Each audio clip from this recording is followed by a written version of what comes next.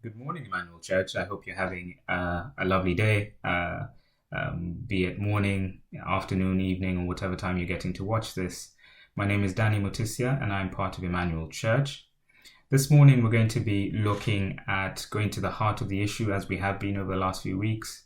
And the topic for today is essentially loving our brothers in deed and in truth.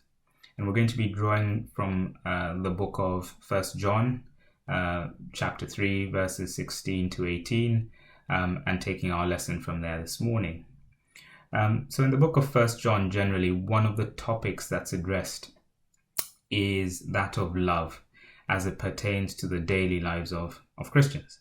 And I'd like to read a couple of verses from kind of 16 to 18, and it says this. This is how we know what love is. Jesus Christ laid down his life for us, and as we ought to lay down our lives for our brothers. If anyone has material possessions and sees his brothers in need, but has no pity on them, how can the love of God be in him? Dear children, let us not love with words or tongue, but with actions and in truth. That's a powerful passage, but what does it mean? It's about loving one another. At least to me, it's about loving one another with more than just words, but also in deed and in truth.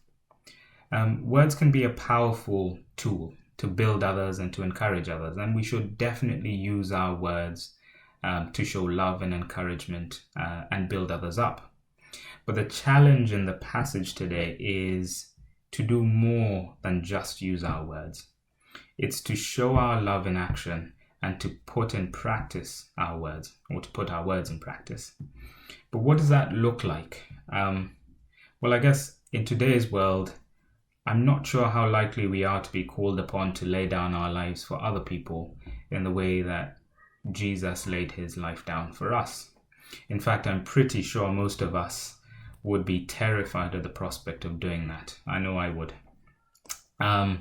But, we're living in tough times. We're living in times that are tough economically, that are tough socially for many people. And one way that we might apply this teaching today in the context of our current theme around money in particular is by sacrificing some of what we have. And sharing with others and being a blessing to others. We don't necessarily have to earn tons of money or have tons of money in the bank, but we can give sacrificially. But what that looks like is potentially giving up something that we would otherwise have had in order to give the surplus to somebody else that is in more need than we are. That could look very differently for different people. It could be giving through our church as a steward for that in order to cater to needs that the church is supporting. It could be giving to a food bank. It could be to responding to a neighbor in need, and it's really up to you. I think it may not be much, but whatever you're able to give will be something, and that's the point. I think that reminds me of. I'm reminded of the account of the widow who in the Gospels who gives an offering into the temple treasury, and we're told that she gives 2 small copper coins into the treasury, worth only a fraction of a cent. I think the text says. Whilst many people, rich people, are throwing tons of money into the fundraiser.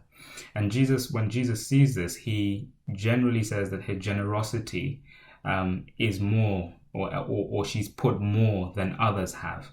And the reason is that she's given out of her poverty. She has nothing to give, but in spite of her poverty, she's given all that she could. And this was even more generous, he said, than the wealthy who gave out of their wealth. And so whatever you're able to spare, it will be something. Finally, I think the challenge to us is to think about something that we can give to sacrificially. and to start doing so. That's hugely challenging for me. That's hugely challenging for me and Shiko.